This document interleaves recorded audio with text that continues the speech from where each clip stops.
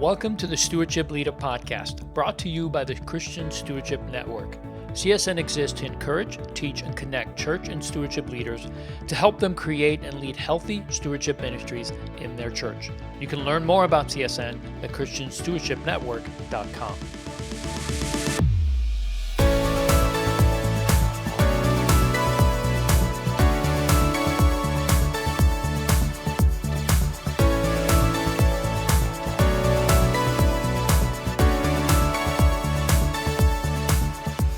Well, hey, everybody. Welcome to Stewardship Leader. I'm your host, Leo Sabo, and I am excited today to be joined by Carl Tierney. He is from Vision 2, and this is our episode that we promised we would do after our webinar, which we did about a month ago on the stewardship survey that we've been working on.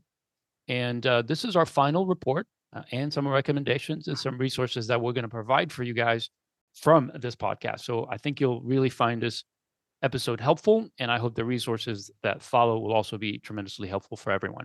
Carl, why don't you say hi to everybody? Hi, everybody. Happy to be here and happy to be participating. All right, so let's go ahead and get started by first just laying out the reason why we did this in the first place. We initiated this survey because we wanted to have a better understanding and measure the understanding of what it takes to build a stewardship ministry. We also wanted to address the declining attendance. We all know that through the pandemic, we've seen a decrease in charitable giving, especially to churches, also a shift in demographics. There's a bunch of things that have affected, obviously, both the attendance to churches and also the giving associated with that. So we wanted to collect a meaningful set of stewardship insights that could be used as the basis for developing a helpful set of tools and insights for our network of churches that we both serve. As far as the survey respondents, the report broke down the roles of respondents per church size above and below the 1,000 total weekly attendance. So we broke all churches down into those two groups, and we have enough respondents to draw a reliable conclusion, which means that the trends are very likely applicable for all churches. So everyone that's listening to this should be able to benefit from the information that we've gathered and we're going to share. Now, during the webinar, we also shared some of the raw data. And in this podcast, we'll share the observations and recommendations that we've made from this, from both the survey and the webinar feedback. And then we'll provide some practical steps that you can take in these 8 specific areas. The overall takeaway from our webinar poll was to confirm that this initiative is helpful. Churches are looking for strategies and resources. And then most in attendance have a desire to broaden their focus on stewardship, which was very positive. Now, as far as the new normal, we talked about this attendance and giving that's been down. That is a negative, but there's also quite a bit of hope that we've seen through this, which is that though the attendance and giving is down, some churches are already seeing new growth. And that's very encouraging. Churches need to embrace these new members and not engage them in the same way. The new normal includes a digital first group. This is something that we'll dig into in this episode to really talk about what does that look like. This is a great opportunity that we need to seize. We need to be more specific and thoughtful of the process of engaging digital first attendees. For many, the focus has shifted from gathering in person to how to recreate it digitally. And there's a growing awareness of this, but churches need to invest in making it happen. Now, due to the challenges of this new normal, it's important to have an annual stewardship plan or a checklist to communicate content and equip all groups of givers. Today, we'll talk about that, the communication points for teaching personal finance education, things like generosity and stewardship resources, why have a stewardship strategy, and how to know if it's effective. All right, so Carl, let's go ahead and start first with defining stewardship and generosity. Why don't you do that for us? Thanks, Leo. I mean, one of the things that we discussed during the webinar is that stewardship and generosity are more than just money. One of the things that the survey actually indicated was that for larger churches, stewardship was a top priority over simply just focusing on giving amounts and budgetary concerns. Smaller churches were far more likely to focus on giving amounts due to financial challenges from a budgeting perspective. One of the important things to note is that stewardship is not just a campaign. It's actually about a relationship with God. Galatians 2:20 is a great reference for that. And every decision in our life is about stewardship, how we actually measure and deploy our time, treasure, and talents. All of those decisions are about, how do I fulfill my role as a follower of Christ? Hmm. And generosity is actually how we actually respond to the needs around us. And it can be both treasure, talent, and time, right? All of those are potential things that we can give away that we can use to respond to the needs around us. A person who demonstrates that characteristic in every aspect of their life. While churches tend to focus holistically on building financial discipleship in all areas, for our purposes, we're only going to be focusing on financial stewardship today, just to kind of narrow our focus. And because finances are often a clear indicator of whether or not we're building God's kingdom or our own, it's one of the other reasons why we focus on the financial side. And one of the questions that we should always be asking ourselves is, are we helping members embrace stewardship and or generosity? And our recommendation is you actually have to do both, right? So stewardship is really kind of about how do I manage all of the resources in my life, and then generosity is, again, how do we respond to need? And so you can't do one without the other. Both are required. And so while it's a little easier for larger organizations, larger churches to actually practice that in a little bit, kind of a more holistic approach, it's important for even smaller churches to actually manage both sides of that equation. It can't just be about the financial, because the financial often will follow the discipleship piece. So the better we are in teaching the discipleship side of financial stewardship and the stewardship, they'll be better from a generosity perspective in terms of the way that they equip the church. So we actually have to do both in combination.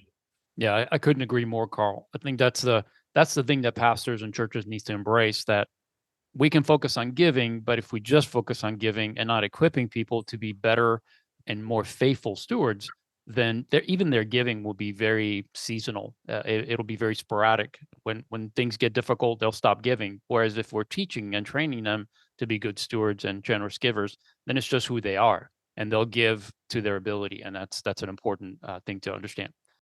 All right. So, what should we be doing and on what schedule, whether we have a dedicated stewardship role or not? Well, Leo, one of the questions we asked via a poll during the webinar is, do you see value in a dedicated stewardship role? And overwhelmingly, the answer was yes. Out of 122, we got only 3 said no. And one of the things that we received as we kind of went through the webinar was, kind of, is it one person and how does that impact the organization? And so from a definition perspective, a dedicated strategic focus by one or more staff leaders is really what we've been talking about. And it's much easier when that's a dedicated person, but it doesn't necessarily mean it needs to be that that's the only person that is doing it. And for smaller churches, you can spread those things out. But the most important thing is we actually have to be able to create measures and actually be able to hold people accountable for those metrics. Because if we don't do that, then we haven't really established ownership or a clear stewardship role or stewardship ownership of certain aspects of the stewardship role. Yeah, so important that someone owns it. Otherwise, it just doesn't become an important aspect of the ministry. So it was good to see in the survey that nearly half of both size groups see stewardship and generosity as a shared responsibility across the leadership team. And also in the webinar feedback, even with a set role, stewardship and generosity needs to be a shared concept through the team and a heart everyone shares.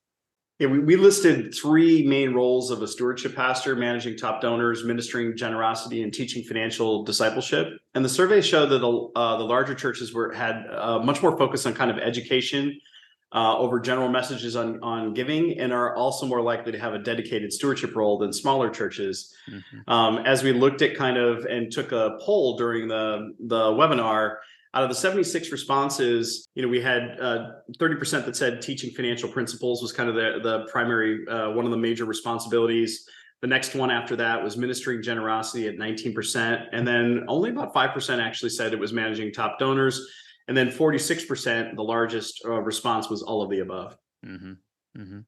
Yeah, for the 50% of small and 32% of large churches with no stewardship role, we wondered, are churches not focused on stewardship education, or do they just lack a more in-depth plan, which would include someone overseeing it? And I believe having a program-based rather than a process-driven ministry approach is part of the problem. If we just focus on what program can we offer, then we somewhat handicap the ministry to be looked at in the wrong way. Our goal as a leadership in churches should be to equip people both in the area of stewardship, but also equipping them to be generous given. One leads to the other. And generosity is important for all of us, not just for the individual in the church, but for the ministry of the church in order to accomplish what the mission and the God-given vision has been given to that church. So it's important that churches have a plan on how to do that. And that's where a process is much easier to engage with from a congregational perspective. If they know what the journey looks like, then they can enter it and they can begin to benefit from it. And then, of course, the church benefits from their maturity in this area. Yeah, from a recommendation perspective, I think, kind of what we see as kind of the best approach is that while the entire leadership team needs to be involved from a stewardship perspective, we think that, the ideal scenario is where either you have a full-time or a part-time dedicated stewardship pastor. Mhm. Now, this may not always be in reach, and you may actually have to use a team approach and divide up responsibilities. And that's okay as long as you create accountability for that division of responsibilities. If it ends up being everybody's responsible and nobody's accountable, it still won't help you kind of develop an effective stewardship program. And then without a doubt, the senior pastor has to be involved. And so make sure that, again, as I said, from a leadership perspective, everybody that has a leadership position or a role in the ministry should have some portion of this. But again, accountability and clear metrics will help you actually kind of ensure that that happens. Lastly, from an education perspective, and we're going to dive into this later, you definitely want to make sure that you have resources available to help you from a stewardship perspective in teaching stewardship. You're definitely going to want to have good reporting that will both help you understand who's actually participating in your stewardship discipleship programs, as well as kind of what's happening from a generosity perspective. And then lastly, one of the other things you may want to think about is how do you actually, acknowledge the progress and kind of recognize the progress that you're making, both from a stewardship discipleship as well as from a generosity perspective. How do we actually acknowledge the progress that we've made and make sure that that's part of one of those things that you do along the way is recognize kind of the progress that you're making. Yeah, that's great. I do like that you included the reporting part of it. I think so many churches go ahead and use resources and they do begin to disciple their people, and even are doing a better job of communicating and acknowledging some of that. But the reporting part, many times it's missing or it's not adequate enough to help them to see whether it's working or not. So that's an important aspect. So what can we learn from the survey data about goal setting for stewardship and generosity? Based on kind of what the survey revealed, there's kind of two major different goals that we got back based on kind of the size of the organization. The larger churches were much more likely to emphasize an increase in discipleship versus increasing giving. And from a smaller church perspective, the focus was on increasing giving. Even for new churches or church plants that are in survival mode and focusing on giving, building a strong stewardship from day one is critical to creating a successful and healthy church. We need to have both balance in education and financial discipleship and giving. You can't do one or the other. You actually have to focus on both.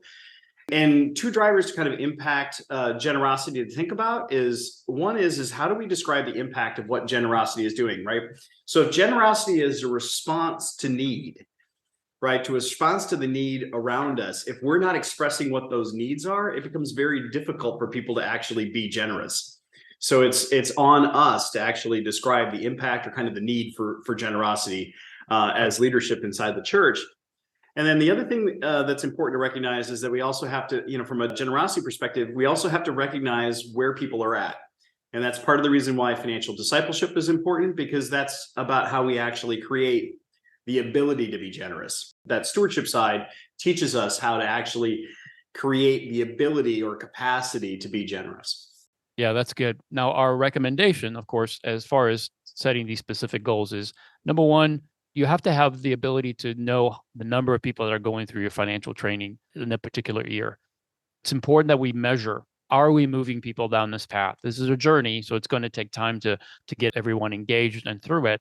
And so you want to make sure that you're measuring the effect of your discipleship program. So how many people are going? How many classes are you doing? That's an important measure because you know that you're reaching a certain target or a certain number of your congregation.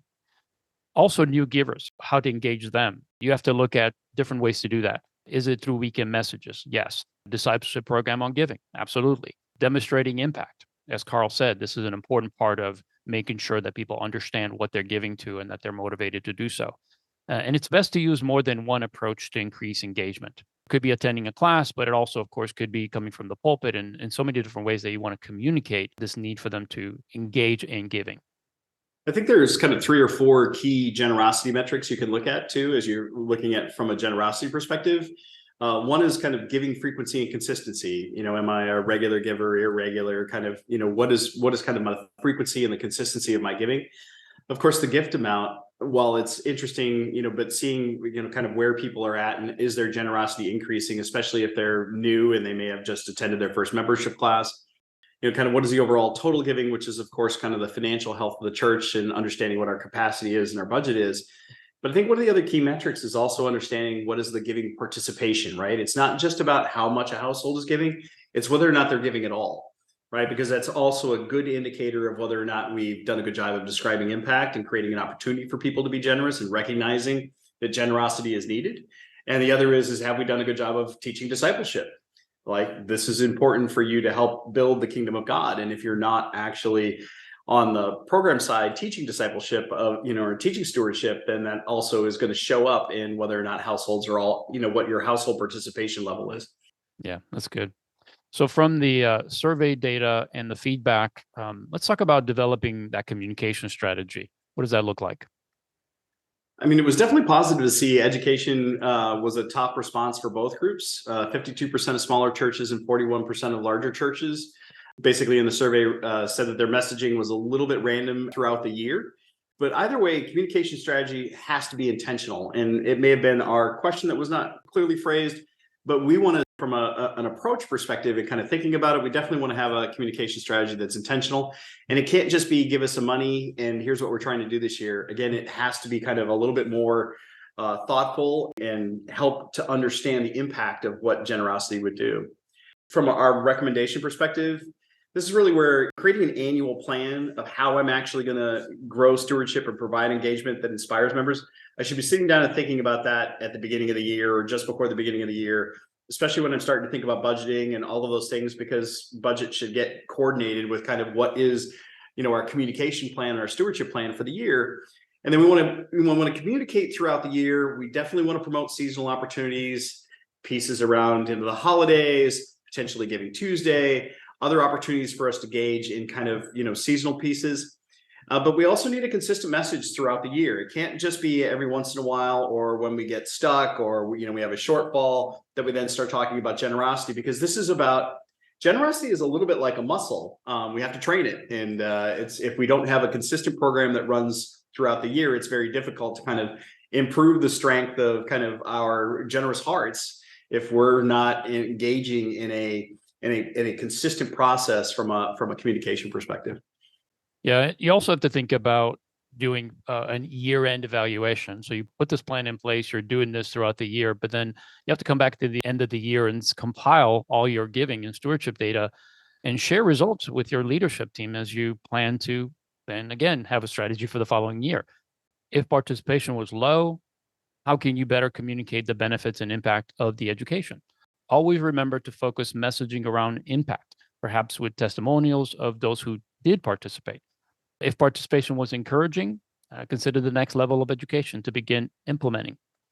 Also, poll your members. Know how well you're doing based on their feedback.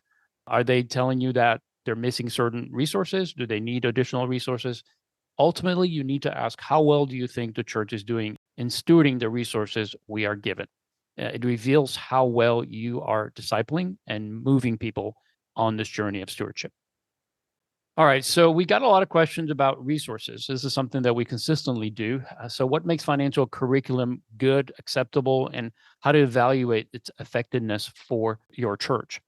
The challenge with finding the right curriculum is a top write-in concern of our survey respondents. Everyone needs to know, what can I use to disciple my people better? And the same was true in the webinar attendees. That was a consistent feedback that we've got, that the curriculum and content is very, very important. Unfortunately, there's no silver bullet or perfect approach. We can become polarized and reject what's out there because of what's missing.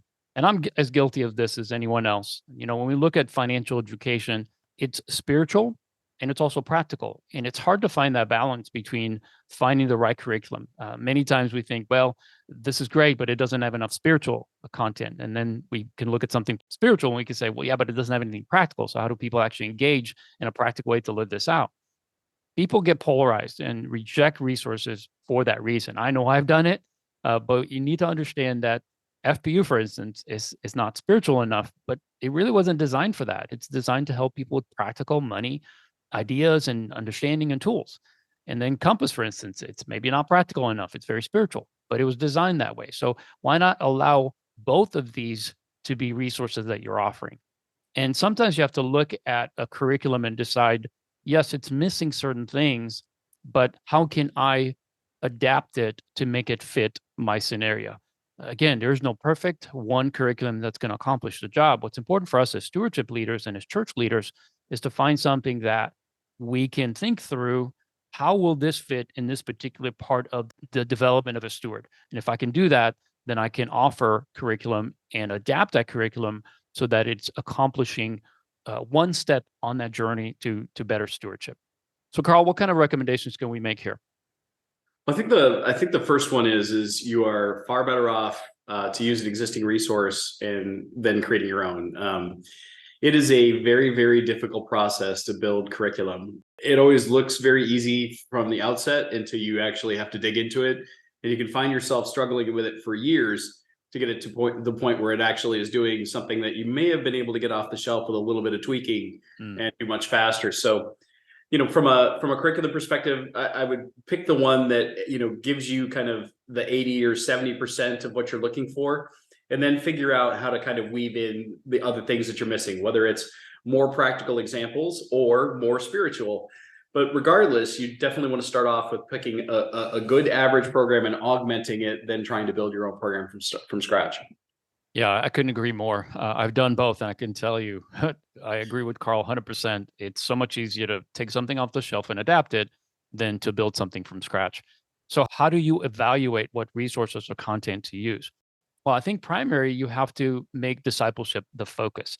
Whatever we're doing, it's always about the central message or the central meaning of what we're doing. Is it's all around discipleship. We're trying to grow people to be more dependent on God and more focused on following God's word. So you have to know that it's not going to be perfect because people are in different places and different stages of the journey. You have to find the best balance, as Carl said, find an average program that can do that, but know that it's not going to be perfect for everyone. It's not the curriculum's job to tie into the Bible. And this is important to understand. I know that I would wish that I can find a curriculum that just does the whole job. But many times we take more practical resources like FPU, and we have to add in the ministry component to help people understand it's not just about getting out of debt. It's about committing to live a life that is based on God's principles, which tell us, hey, stay away from unwise debt. And so we have to tie in the biblical. It all can be effective in some way. That's really the point. The challenge is members are in different points in their journey, and you have to figure out how to best equip members to go deeper and further on that journey. So let me finish by just saying we have to let go of the idea of the perfect curriculum. It doesn't exist. And even if it is perfect today, you might think it is. Maybe you created something you think is perfect. I guarantee you in a few years it won't be, because everything changes and our people eventually get oversaturated with a content. So we need to constantly be tweaking and finding different ways to communicate this vital message of stewardship to them. All right. Hopefully that's helpful for everybody. What are the most important metrics to track, Carl? So interestingly enough, 25% of both groups said that they have no reporting or insights on generosity trends, whether large or small. That is a little bit like trying to steer a ship without a compass. So lack of insight can give you all kinds of challenges, which is you're not really sure about the health of the church from an attendance perspective, from an individual perspective. And it's very difficult to do any kind of planning around your ministry if you don't really kind of understand what's happening from a generosity perspective. So it's knowing what that's going, how that's working, and being able to understand it is really important. From a recommendation perspective, there's a couple of key things that we would recommend you take a look at. So one, the first thing you need to do is always be looking at your generosity trends from a household perspective. You can't just look at the individuals because it's going to give you an inaccurate picture of what generosity is actually transpiring. And then just from understanding and looking at, a broad section of church giving data, I can tell you that frequency is actually the best trend to watch, right? So if you want to know whether or not giving is going up or down, Frequency is actually usually your first bellwether metric. It will tell you in advance of what's happening, far before kind of the giving total amounts will, because you'll start to see changes in behavior, because that's really kind of a change in behavior or heart or even capacity of members when they can't give as frequently as they used to, which eventually impacts the overall total. One of the other interesting challenges is, given the amount of focus that we've had in the church on creating recurring giving and pushing recurring giving, is that it makes it a lot more difficult to kind of look at our giving from a weekly perspective. So it used to be one of the things we would do is look at, okay, I've done my entry for the weekend. How do we do for the week? And that used to be our bellwether. As we're getting closer to 25, 30% of our giving being recurring, and a lot of that, almost 90% of it being monthly, it becomes very difficult to actually measure and understanding what's happening from a giving perspective if you don't use a monthly cycle. Because you'll end up looking at things that it looks like the first couple of weeks might be horrible because, well, that's not when the recurring gifts are triggering. And so as a result, you'll go through this, what I would call a little bit of a dolphin effect if you don't actually step back and look at it from a monthly perspective, which will account for the fact that you may have a bunch of monthly recurring gifts in there. And then recurring is a great forecast tool because it's already kind of baked. I have a good idea of what's happening, but it's also a general indication of kind of what is the total commitment, because from a frequency perspective, there's nothing more consistent and nothing more kind of regular except for as the way that recurring works. So it's a great metric to look at. We also recommend 3 metrics to measure your effectiveness of your stewardship strategy. One is how many have gone through training. How many people are actually going through training every single year or in the seasons that you're doing it?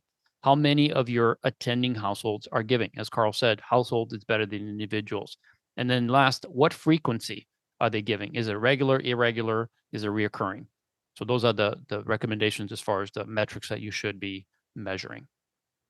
All right, so let's move on to why track major gifts and how to use that information. Well, I mean, one of the key questions is how do we engage and acknowledge the most generous of our members? And, the one thing that, I'll start off by saying, and this is actually the 96% of people that give, there was a survey done at one point. They basically said the acknowledgement was one of the critical factors of their giving experience. And especially with those people that make large, generous donations to the church, we want to make sure that we actually acknowledge their generosity, because otherwise we'll have a negative impact on whether they do it again or continue to give to the church. Often, though, those large gifts require a much more personal touch. Could include conversations with the senior pastor, lunch with the stewardship pastor. You want to create some personal engagement around that, because this is somebody who clearly has a heart for God and is engaged in your church, and can have a major impact on your ability to do your ministry and realize your ministry goals. So we definitely want to kind of personally engage with them. Yeah, that's good. So our recommendation is to always connect their gifts to impact. This is an important distinction here. Make sure that you help them to understand what they're giving to.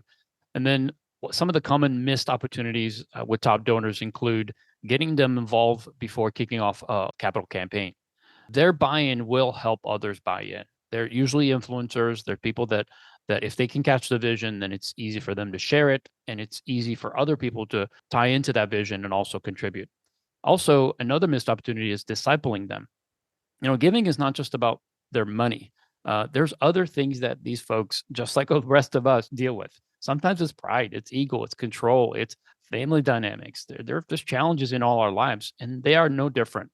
So they need spiritual growth, and this is often the avenue.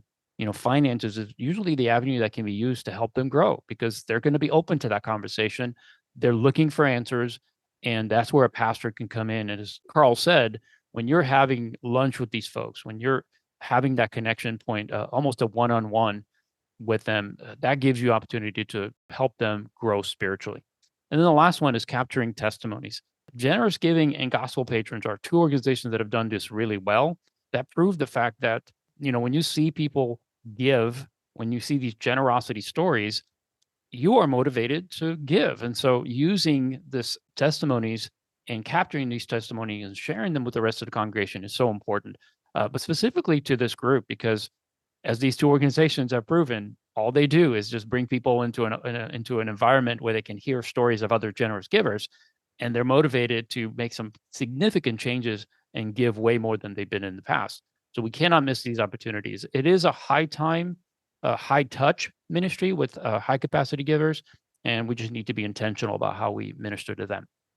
All right. So in the next section, we mentioned digital first approach right at the beginning. And so we want to come back to that. How do we educate, resource, and build community among those who don't or can't visit the church in person? Well, I mean, definitely one of the things that's happened is with the pandemic, it made digital church a reality for more churches than ever. Our survey indicated that 90% of large churches and 84% of smaller churches have implemented some form of live streaming.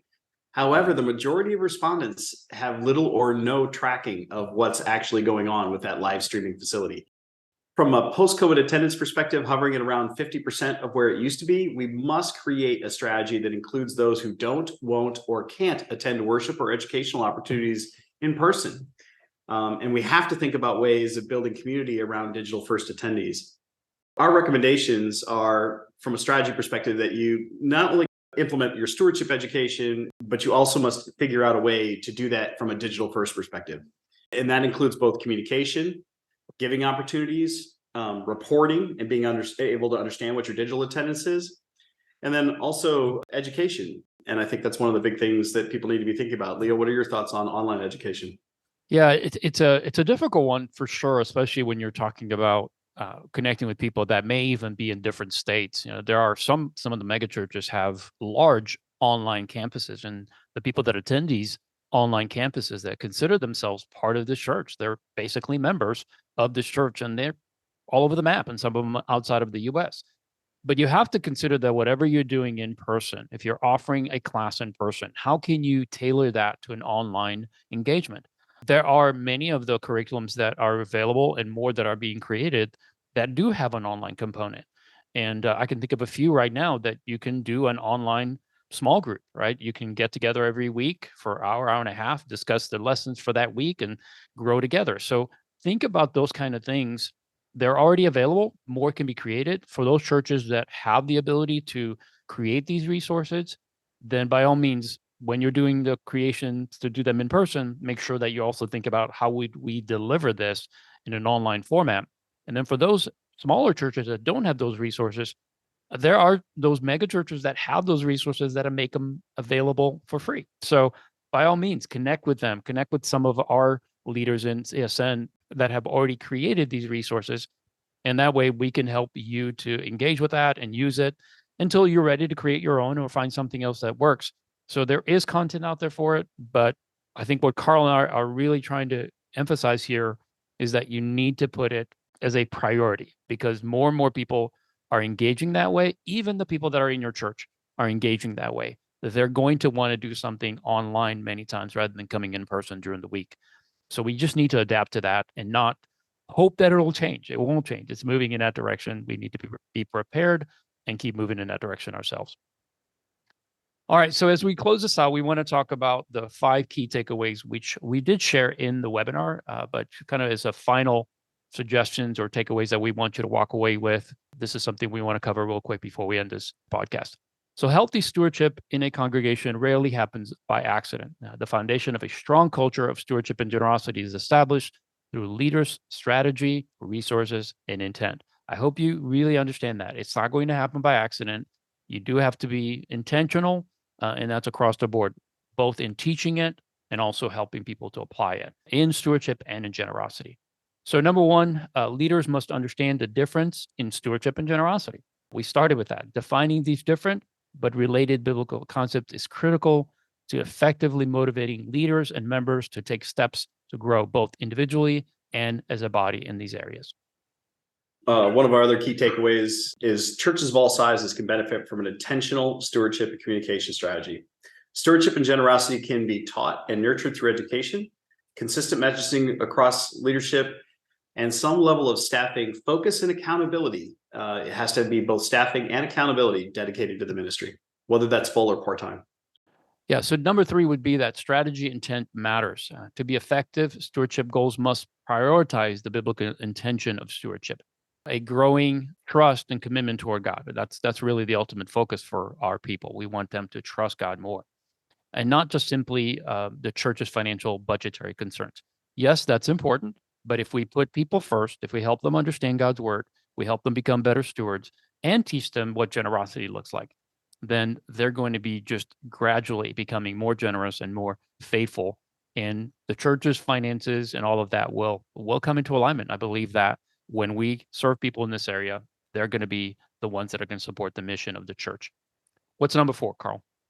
Data is an essential guide to effectively growing stewardship. Actionable insights and personalized communication, which is really only possible at scale through data, enables leadership to engage and minister to members. If we can't measure it, if we can't report on it, it's very difficult to understand whether we're being effective from a stewardship perspective.